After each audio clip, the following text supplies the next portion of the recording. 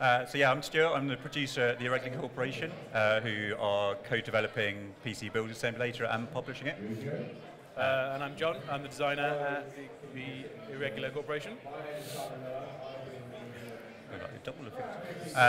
So we're going to start off today with showing the early prototype version of PC Building Simulator that was released about a year ago on itch.io. Since it's been released, it's had about over 500,000 downloads now, and spawned a lot of YouTube videos. And assuming that's work. We get on. That's right. There you go. There we go. So yeah, this was a very early version of the demo that was released last year. As you can see, it's relatively simplistic, but you could install all the parts of a PC step by step. All the models are, simplistic is probably the best way of putting it. It's pretty simplistic. How many people have actually played this? Has anyone played this? One Just person? One person, excellent. You had to.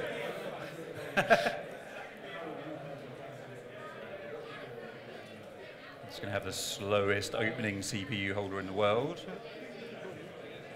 There we go.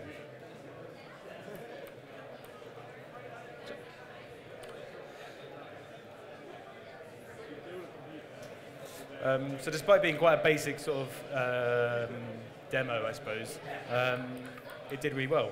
It got picked up by Jack Septiceye, didn't it? How many downloads did it have? It was 500,000? Yeah, so it's had 500,000 downloads on itch.io in the last year. Probably, I think it's closer to 600,000 now. It just grows every single day. And so there wasn't a huge amount to it, but from the results of people playing it, I guess there were two key things that people seem to enjoy most about it. One, it's really useful for anyone who wants to learn how to build a PC. The step-by-step instructions of this, even in this most basic form, people are excited to have something that can help teach others how a PC goes together. And also, people just really like being able to mess around making PCs with many different parts. So as a publisher, when we saw this, we thought, great, both of the things are amazing. So let's team up with Claudio, the original creator of the game. And we started development on changing from this to what the game is now, of which we will show. Let's take a look at that now. So we built a new environment for the game, because the other one didn't really have anything there. This is still quite a basic version of the environment. We have a more complete version coming. And we rebuilt almost everything from the ground up. So all the models for all the components have been made at a much more higher fidelity than they used to be, as you can see from the new models. We've been working with licensors for parts so we're able to bring all proper licensed parts into the game. As you can see, this case from NZXT. We've already announced partnerships with MSI, EVGA, Raging Tech, Cooler Master, and we have probably most of the bigger ones that you would hope to be in the game lined up, which we'll probably be announcing soon. So there's lots of new stuff coming. We're going to have hundreds and hundreds of parts when the game launches in early access on March 27th. And I guess we changed loads. From the original demo, it was very much just picking apart and it would just slot into place. Whereas now we have fully manual installs of taking bits apart on the case. So you can take cases completely apart as you can in real life. So one of the benefits of working with licensed manufacturers is that, along with their obviously the support they give us from announcing their partnerships and promoting the game, is that we get access to models of things like the cases.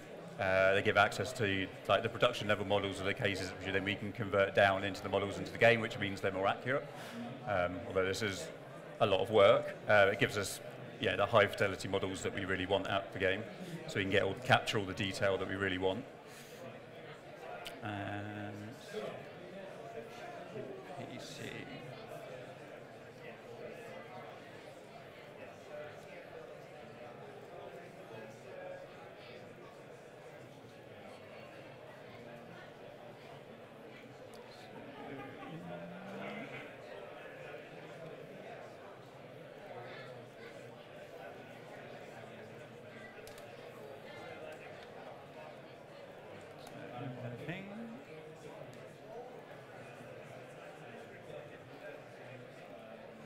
I've just realised that I probably should have installed the RAM before I put the core in. That is a rookie mistake. So yeah, now after you've actually put PC together, you can plug in all its external cables and actually turn it on, assuming You plugged everything. No, I haven't plugged everything in.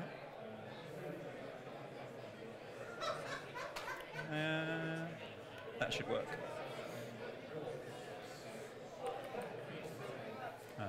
Nope. So yeah, once it's turned on, you need to install an operating system onto it.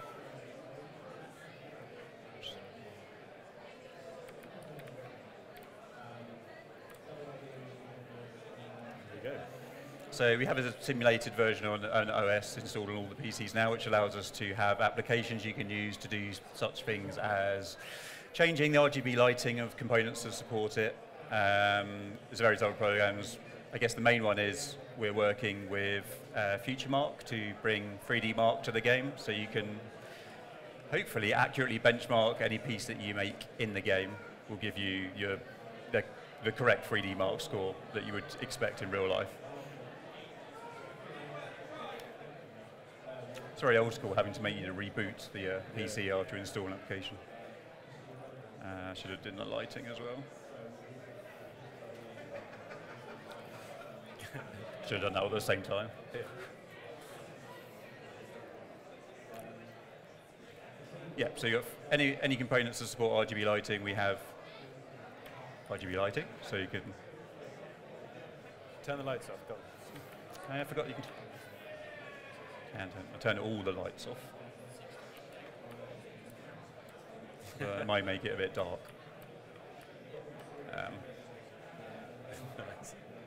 So yeah, I'm sure that's what everyone wants. Show off all the pretty lights in your case, and then a quick show of 3D Mark. Assuming this works.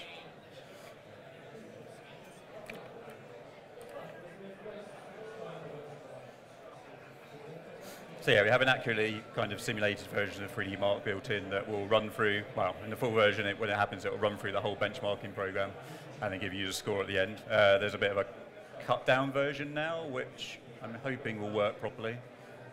Although, in true 3D Mark style, it is running at quite a low frame rate. Let's try it. So as part of the simulation as well, in this version of the game, we have things like heat. We have a heat simulation and airflow simulation built into it. If you want to elaborate any more on those and how they work. As well as we've got career mode as well. So we'll have a career mode in the game where you can pretend to run your own PC building company. So you get clients coming in asking you to diagnose why their PCs don't work, which is normally because they're full of dust. And they'll get you to build spec PCs for them with benchmark scores or games that you can run. Well, I want a game to run PUBG at 4K, something like that. And you can go and shop parts and put them together. How did you get on? That's all right. 7,860. Yeah. Pretty good Good one. benchmark. Yeah.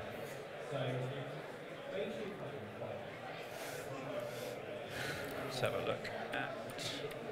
I'm going to turn the lights back on, I can't see a thing. And we've also got a new environment coming as well, which is in the pipeline. We hope to have it in for this build, but we didn't manage to get it in time. It's a much prettier version than this.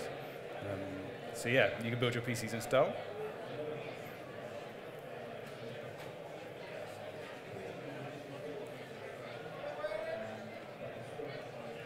Some of the cases are a bit more basic than others. The DG87 is a particularly complicated one with bits that can come off it all over the place. Go around the back and take a look at the whole thing comes apart, which is quite a challenge. Generally components are standardized, so everything's not too bad in terms of making them work, but the cases in particular, because they're all bespoke, take a long time for us to model and to get working correctly. But we think they've come out pretty well. I think they look pretty good. Yeah, I mean, it's important for us to have, especially with cases, be able to simulate them all coming apart and working just as they would do in real life, basically, which is a struggle. to develop for, because they're all very different and they all require a lot of work. But I think it pays off. Although quite a lot of this case comes apart.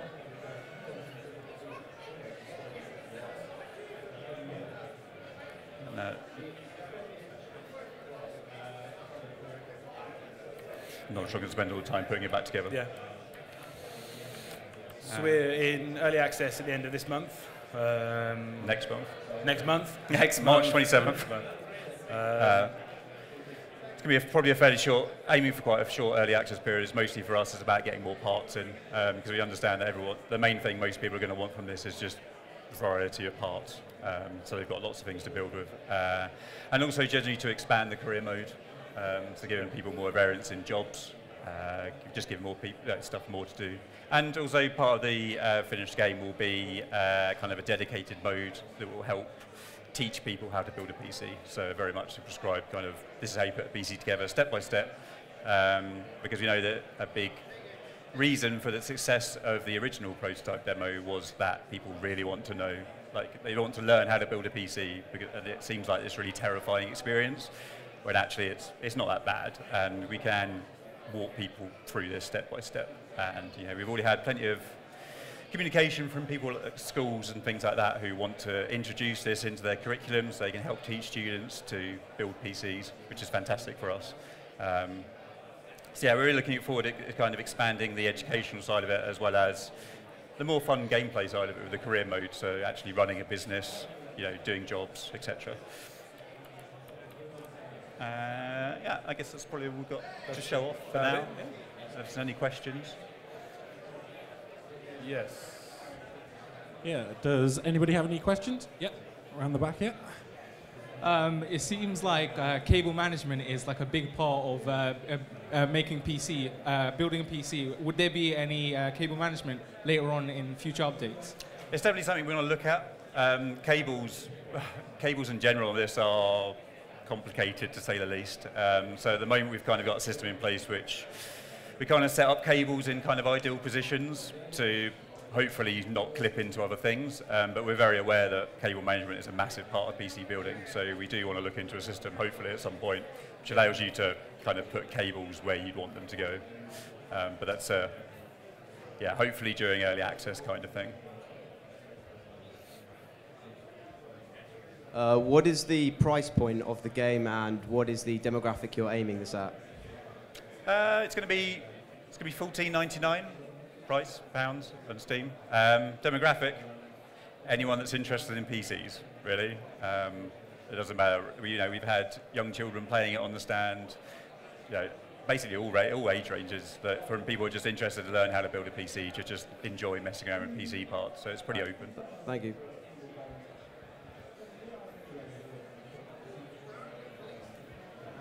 Does it currently, or do you plan to allow it to, so you can make mistakes? So you put RAM in the wrong slot, wrong way round, wrong cables, etc. That's a good question. We've had many design discussions around this kind of thing, like how much freedom do we give people to put things in the wrong places or forget things. At the moment, I think we're fairly generous on trying to make sure that if something's meant to go together, that is a processor when you install it, that you can't forget a standoff, for example. Like if a motherboard has that many standoffs, it does them all. You can forget to put the thermal paste on, so if you don't do it, the PC will run, but it will eventually turn itself off. So we have a simulation in place for various things and compatibility, but for the most part, if a graphics card won't fit in a case, because it's just that in real life it doesn't fit, then it won't let you put it in. And it was the same for CPU, things like CPU sockets. So yeah, you can only put in the right type of CPUs into the right motherboards and stuff. You can't just ram them in and like hope for the best. Yeah, I mean generally PC components now can't go together in the wrong way as much as they used to be able to. So the things which do go wrong are normally extremely niche and sort of like annoying.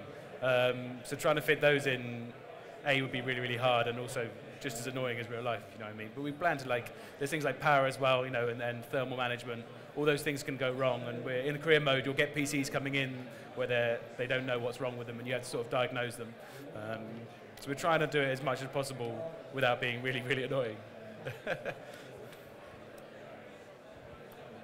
I was wondering whether you have any plans to sort of look towards like the prototyping side of things, and whether like you can sort of build out the ideal PC that meets the benchmark you want, and then it would help you sort of price it out and figure out where you would actually get those components from?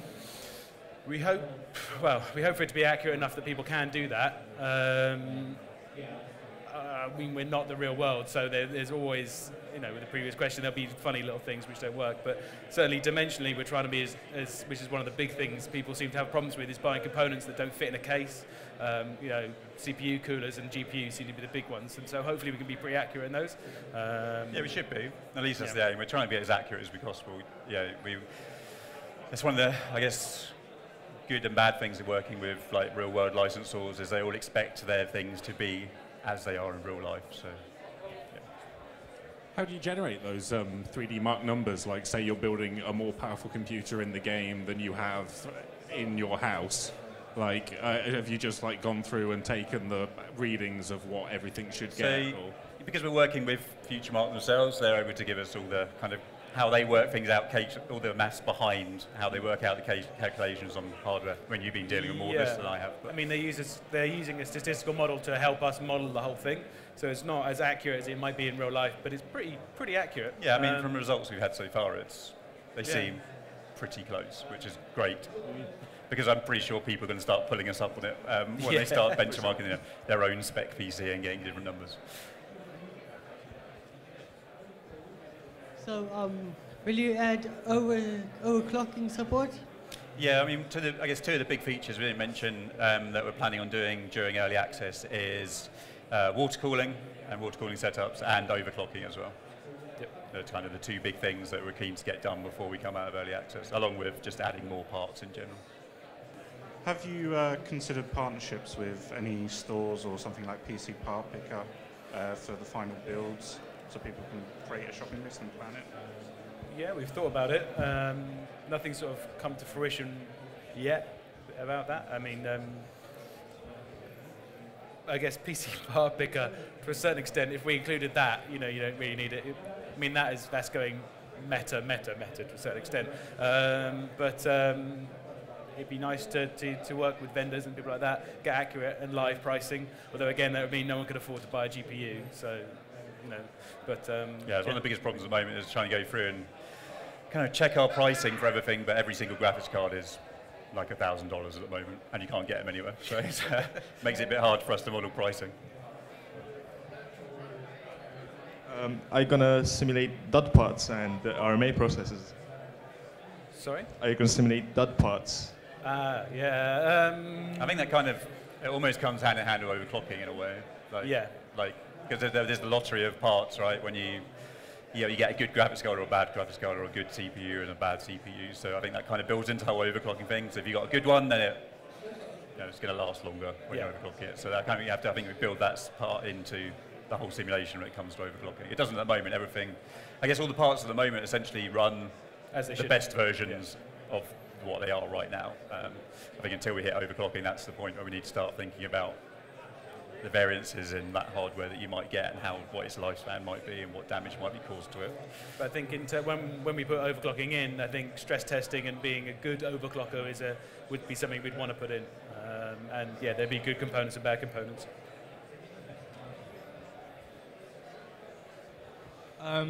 The fact that some of the pieces were already in front of the corridor, I was wondering, how did these pieces get there? Would you use your phone to access some of the parts, or would you use like another existing PC to get those parts delivered to you? Yeah, okay. Yeah, you start with your own PC. So you get to access a shop, so you've got your own desktop, and that's how you order things, and that's how you interact with your customers, and install various things. I mean, you can upgrade that PC as well, so you can take it apart and stick. I wouldn't suggest taking it apart too much, because you need to talk to your clients through it. But that's. So the career mode is very much based on kind of days, essentially. So if you order stuff online, then it will get delivered in X amount of days, so it gets delivered to your workshop. But it does mean, as you going through and repairing stuff, and you're getting second-hand parts out of other PCs, then you do keep hold of those. So if you get another job in where someone asks for a graphics card upgrade, you, in theory, could use a used graphics card to do that upgrade job and save yourself some money because you've already got it. Okay. Any more questions?